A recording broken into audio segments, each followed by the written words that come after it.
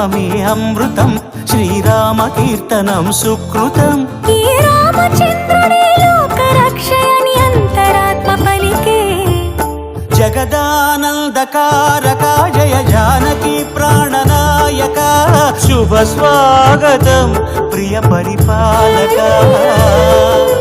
జగదానందకారక జయ జానకి ప్రాణనాయక, శుభ స్వాగతం ప్రియ పరిపాలక.